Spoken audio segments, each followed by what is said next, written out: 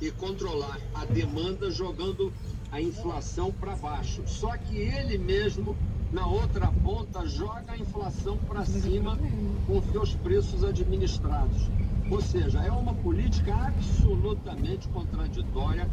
Alguém poderia dizer maluca mesmo, porque a primeira coisa que deveria acontecer é excluir a parte dos preços administrados que não dependem exatamente de oferta e demanda, dependem de arbítrio do governo.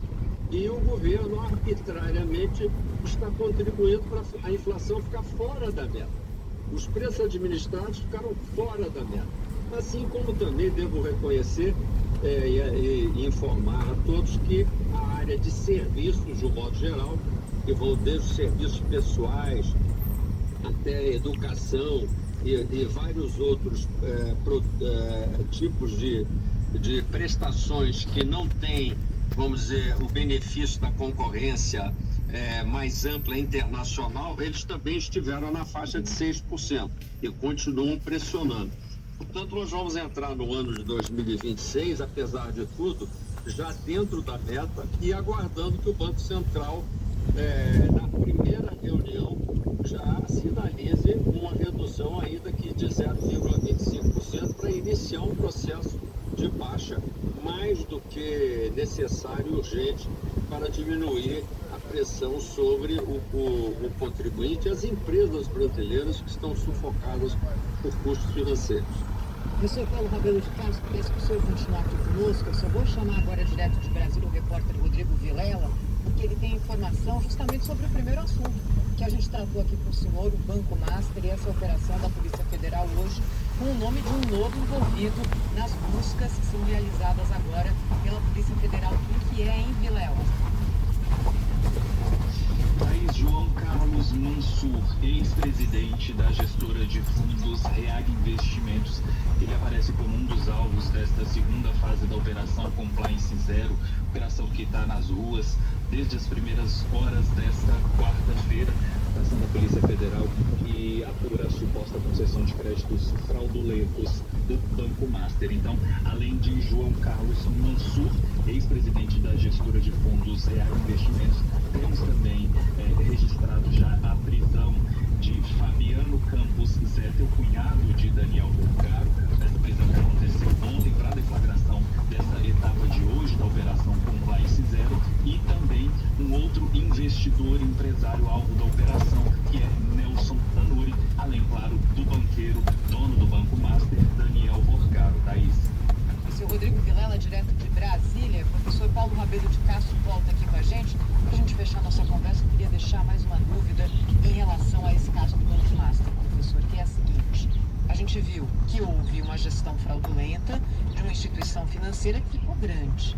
E também o senhor já colocou que pode ter havido por parte do Banco Central uma cautela a mais, demorando para agir e fazendo com que a liquidação, quando ocorreu, já tivesse ali um problema gigantesco consolidado. E da parte do investidor, que lição que esse caso deixa, professor, de mais cautela? Porque agora, como o senhor bem colocou, os investidores estão ali esperando o tal fundo garantidor de crédito, que em outros casos, de instituições bem menores, sofrendo também intervenção. Perto lá do sindicato, é só aqueles bancos de areia ali.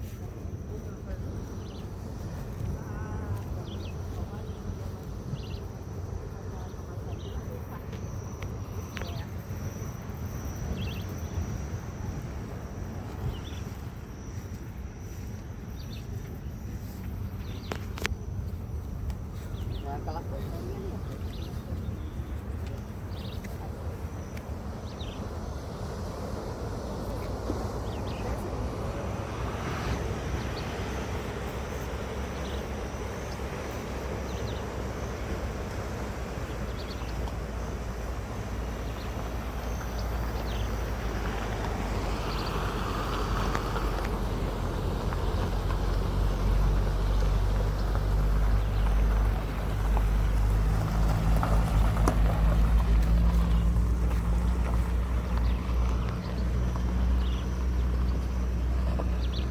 Terrestre, onde está um enviado especial da Band, Felipe Killing, acompanhando essa repercussão que envolve a Groenlândia. Groenlândia, com a vontade dos Estados Unidos de comprarem a ilha e a população local sem entender direito o que está acontecendo. Muito bem-vindo, Philip Keeling. Mais uma vez eu aqui completamente aflita de ver você cercado por neve e cheio de roupa. Espero que você esteja conseguindo aí se preservar. Bom dia. Tudo bom, Thaís? Bom dia a você, bom dia ao Pedro, todos no Brasil, boa tarde, Sônia. Estou usando todas as roupas do meu guarda-roupa para conseguir me proteger desse frio, mas estou aqui nessa missão para tentar entender um pouquinho sobre o povo da Groenlândia e tudo que envolve essa enorme crise. Hoje, logo mais, acontece uma reunião importante na Casa Branca. O J.D. Vance, o vice-presidente, e o Marco Rubio, secretário de Estado, vão receber o premier da Groenlândia e a premier da Dinamarca. A gente não deve ter nenhum anúncio oficial após essa reunião, mas ela vai servir para indicar os parâmetros dessa negociação. O que a imprensa por aqui afirma é que a Groenlândia provavelmente vai precisar fazer algum tipo de concessão, assim como a Dinamarca. É uma estratégia de Trump na negociação de colocar a barra lá em cima e aí o outro lado acaba fazendo algum tipo de negociação. Então ele fala na possibilidade de anexação. Então a Groenlândia vai parar e pensar, opa, para não me anexar, o que eu posso ceder? Então por aqui estão falando que talvez a Groenlândia ceda alguns territórios para os Estados Unidos explorarem os minerais raros ou talvez o gás e o petróleo. É melhor do que ser anexado por completamente. A Dinamarca já anunciou, por exemplo, um aumento da presença militar na Groenlândia. O Trump fala sobre segurança nacional, que a Dinamarca não protege a ilha do Ártico da Rússia e da China.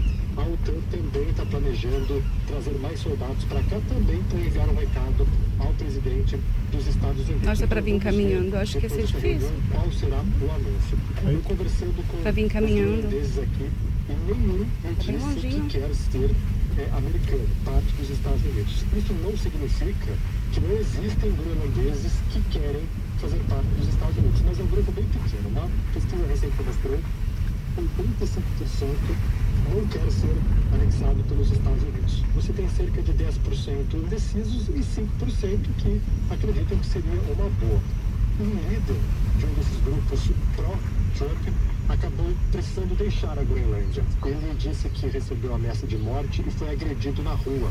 Ele é tratado como um traidor por aqui. A gente está vendo nas imagens, para quem está nos acompanhando por vídeo, um pouco do povo inuit. Então, a gente precisa entender como que esse povo vive, o que eles pensam. São indígenas que vivem da caça. Eu estou em Nuuk, a capital, e é uma cidade que tem uma infraestrutura, mas existem diversas aldeias e povoados em que o dinheiro, e o Trump inclusive fala, em mandar $100 mil para cada morador da Groenlândia, não tem muito valor, porque eles vivem da caça de baleia, da caça de foca, de urso. E eles me falaram também várias vezes, a gente não quer ser tratado como uma mercadoria. Você não compra um povo, você não compra uma cultura, uma história. Eles têm língua própria, eles têm parlamento próprio, eles têm as próprias regras. Existem muitas curiosidades e peculiaridades, A gente está falando da maior ilha do mundo, é enorme isso aqui, mas tem apenas 2 semáforos. Você tem outras curiosidades também, como a culinária. Aqui você não planta batata, trigo, não viagra. A vegetação aqui, ela é bem pobre. Então eles vivem realmente da proteína que vem do mar. A carne de baleia, a carne de foca ou da carne de caça de urso e cachorros selvagens. Então é um país com as suas peculiaridades, mas conversando com as pessoas, o desejo deles é o desejo de qualquer ser humano, O desejo comum do groenlandês, que é cuidar da família, é ter alimentação e é viver em paz. Então, enquanto os políticos falam sobre estratégia geopolítica, exploração de minerais raros, a preocupação do groenlandês é a paz, é ter comida em casa, é cuidar da família. E eles estão no meio aí dessa disputa entre superpotências. De um lado você tem os Estados Unidos, com China e Rússia observando essa confrontação, do outro você tem seus aliados, inclusive no seu consulado aqui também, para enviar uma mensagem política, mas na rua aqui o pessoal fala paz e tranquilidade. Eles têm essa característica de viver num ambiente inóspito, com muito espaço, muito gelo e com tranquilidade. E de repente eles podem, de um dia para o outro, ver soldados americanos chegando por aqui, colocando o pé na porta e falando, olha, essa ilha agora Bandeirantes.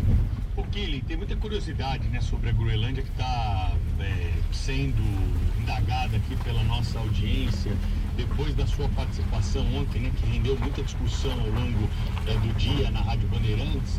E eu vim te perguntando como é que é exatamente a capital, aí a cidade, né, nessas andanças e conversas que você tem com a população. Tem delegacia de polícia, fórum, supermercado, escola. As pessoas fazem o que aí, além de caçar baleia e foca? É uma dúvida que surgiu aqui, acho que você pode esclarecer, porque já está 2 dias aí. Não, sim, claro. Nuuk, a capital, tem uma infraestrutura de qualquer cidade. Então você tem supermercado, você tem café, você tem restaurante, você tem ruas e bares, né? Aqui o nível de alcoolismo é altíssimo. Até por conta do frio, as pessoas ficam em locais fechados, acabam bebendo bastante. E aí, já respondendo uma outra pergunta sobre a delegacia de polícia. Existe só uma prisão em toda a Groenlândia, que fica aqui em Nuuk. Nas aldeias menores, você tem pequenos centros de detenções. E aqui o crime, ele é baixo e não é o crime comum, com tráfico de drogas e facções. Você tem muitos crimes associados ao alcoolismo, então violência doméstica. Então as pessoas acabam bebendo bastante, tem agressão, e aí você tem uma prisão só aqui e você tem centros de detenções. Em casos graves...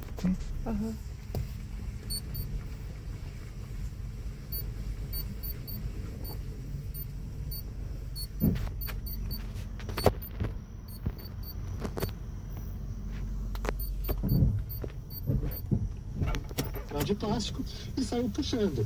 Eu percebi também aqui que o comércio abre sempre por volta das 10 da manhã, porque antes é muito escuro, as pessoas não estão tanto na rua assim. Então às 10 da manhã é quando as coisas começam a funcionar.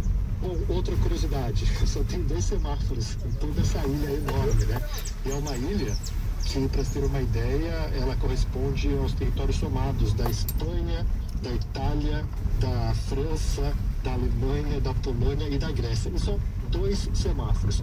Existem diversas cidades e aldeias, mas elas não são ligadas por uma estrada. Então não adianta você pegar um carro aqui em Nuuk e falar, vamos pegar a estrada e ir para outra cidade, porque não tem estradas. Você precisa ou de helicóptero ou de snowmobile, né? Aquelas motos na neve. Em muitas regiões, o principal transporte ainda é o trenó puxado por cachorros.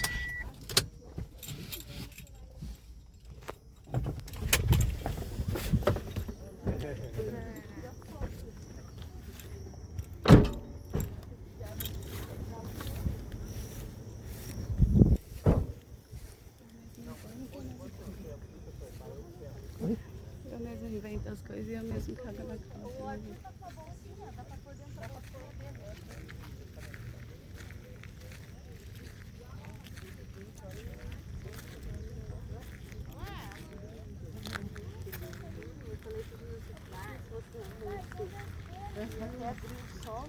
Foi cheio, né? Daí eu falei pra Ana, era 6 horas, claro, e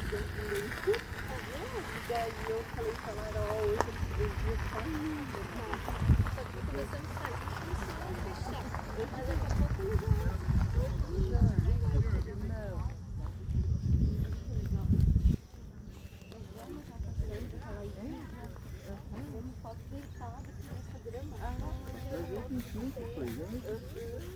Tudo, né, na pedra, né?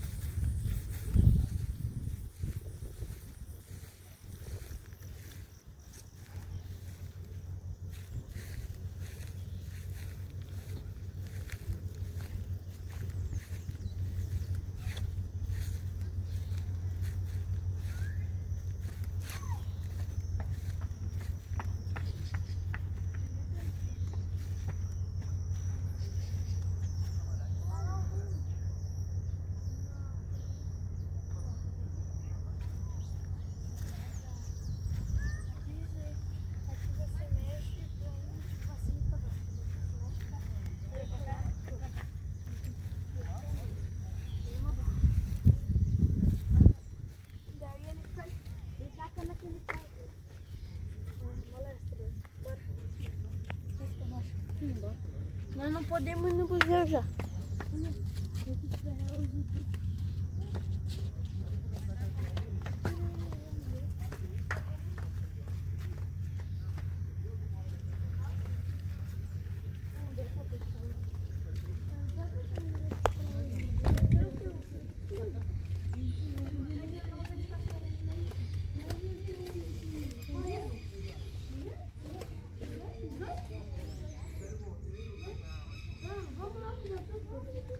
Mas não podemos no museu inteiro.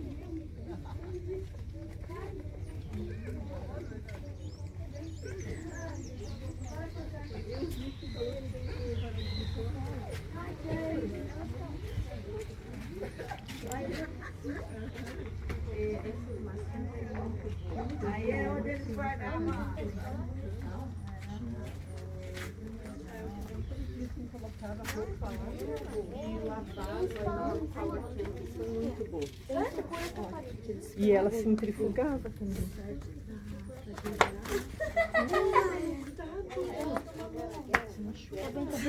Você machucou? Não. Nossa, gente, aí vai ficar perdida.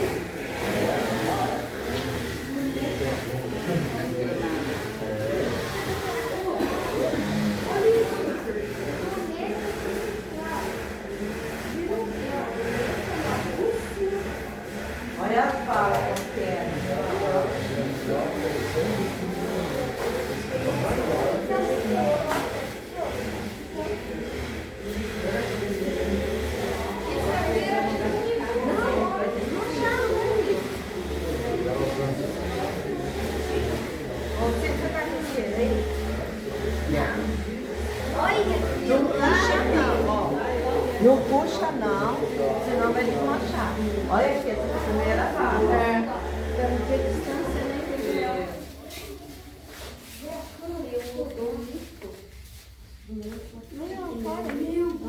Sabe aquele avião que tem lá na praça, perto do mar? Não, é um avião bem